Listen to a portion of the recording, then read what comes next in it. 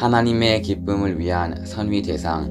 하나님의 창조 목적에 관한 문제를 더 상세히 알기 위하여는 우리가 어떠한 상태에 있을 때에 기쁨이 생기느냐 하는 문제를 먼저 알아야 한다.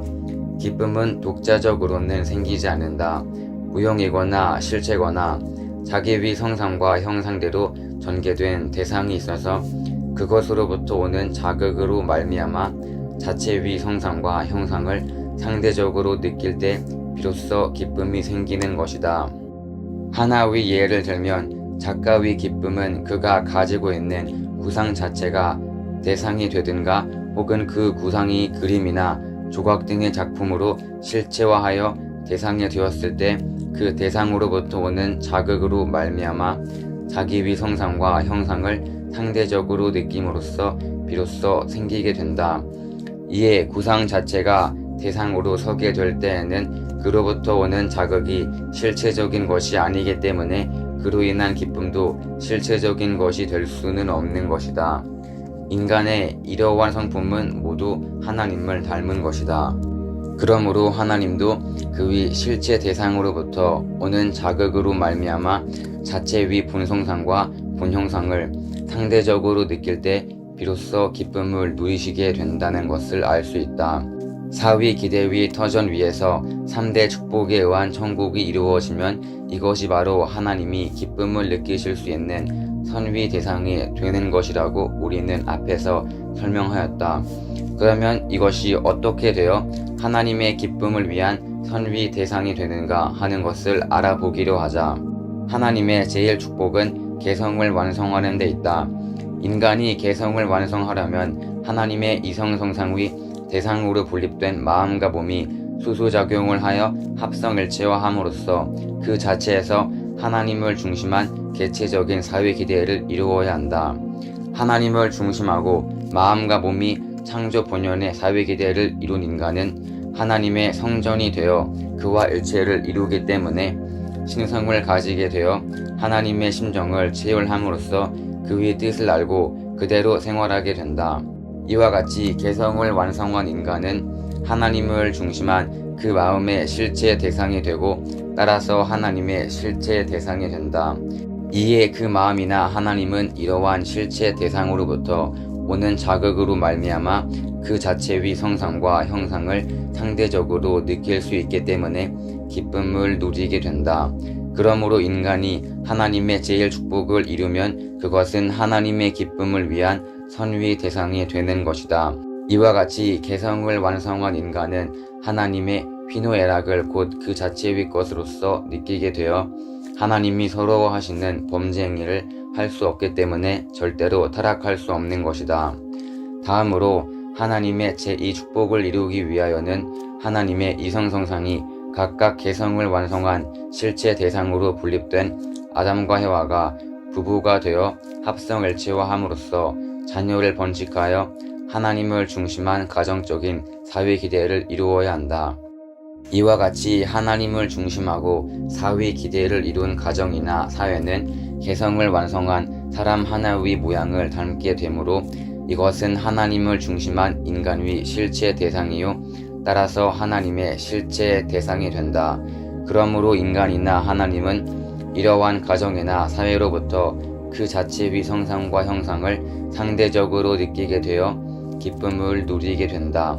따라서 인간이 하나님의 제2 축복을 이루면 그것도 또한 하나님의 기쁨을 위한 선위 대상이 되는 것이다.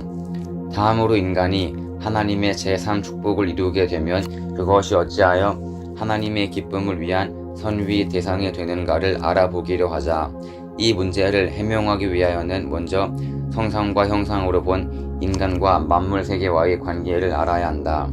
하나님은 인간을 지으시기 전에 앞으로 창조하시게 될 인간의 성상과 형상을 형상적으로 전개하여 만물 세계를 창조하셨다. 그러므로 인간은 만물 세계를 총합한 실체상이 되는 것이다. 인간을 소우주라고 하는 이유는 바로 여기에 있다. 하나님은 하등 동물에서부터 전체적으로 기능이 복잡한 고등 동물을 창조하시고 마지막으로 최고급의 기능을 가진 존재로 인간을 창조하셨다. 그러므로 인간에게는 어떠한 동물의 구조와 요소와 소송도 다 구비되어 있는 것이다. 인간이 어떠한 동물의 소리도 다 낼 수 있다는 것은 곧 어떠한 동물의 발성기위 성능도 다 가지고 있다는 이야기가 되는 것이다. 인간과 식물을 놓고 보더라도 그 구조와 기능에는 차이가 있으나 모두 세포로 되어 있다는 점에서는 같다. 그리고 인간에게는 식물의 구조와 요소와 그 위 소성이 모두 갖추어져 있다. 즉 식물의 잎은 그 모양이나 기능으로 보아 인간의 폐에 해당된다. 잎이 대기 중에서 탄산가스를 흡수하는 것 같이 폐는 산소를 흡수한다. 식물의 줄기와 가지는 인간의 심장에 해당하는 것으로서 영양소를 전체에 공급한다. 그리고 식물의 뿌리는 인간의 위장에 해당하는 것으로서 영양소를 섭취한다. 더 나아가 식물의 사관과 도관의 형태와 기능은 인간 위 동맥과 정맥에 해당되는 것이다. 한편 인간은 물과 흙과 공기로 창조되었기 때문에 광물질의 요소도 가지고 있다. 지구도 인체 구조 위 표시체로 되어 있는 것이다. 지구에는 식물로 덮인 지각이 있고 지층 속에는 지하천이 있으며 그 밑에 암층으로 둘러싸인 용암층이 있는데 이것은 마치 솜털로 덮인 피부가 있고 근육 속에는 혈관이 있으며 그 밑에 골격과 골격으로 둘러싸인 골수가 있는 인체의 구성과 흡사하다. 하나님의 제3축복은 만물 세계에 대한 인간의 주관성 완성을 의미한다. 인간이 이 축복을 이루기 위하여는 하나님의 형상적 실체 대상인 인간과 그 위 상징적 실체 대상인 피조세계가 사랑과 미래를 주고받아 합성일체화함으로써 하나님을 중심한 주관적인 사회 기대가 이루어져야 한다. 위에서 논한 바와 같이 만물 세계는 어디까지나 인간의 성상과 형상을 실제로 전기해 놓은 그 대상이다.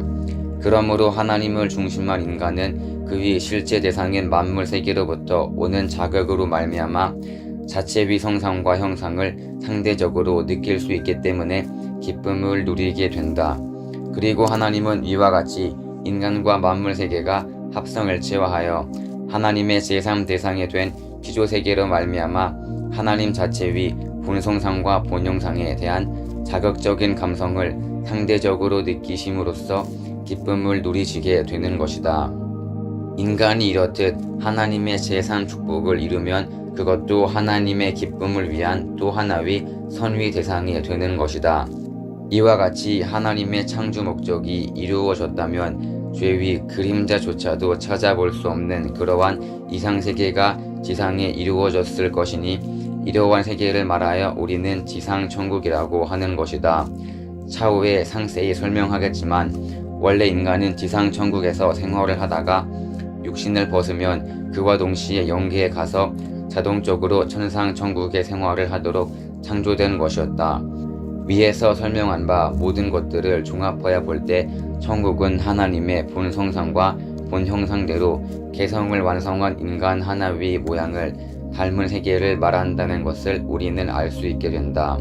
인간에게 있어서 그 마음의 명령이 중추신경을 통하여 그 위 사지백체에 전달됨으로써 그 인체가 하나의 목적을 지향하여 움직이는 것과 같이 천국에 있어서는 하나님의 명령이 인류의 참 부모를 통하여 모든 자녀들에게 전달됨으로써 모두 하나의 목적을 향하여 움직이게 되는 것이다.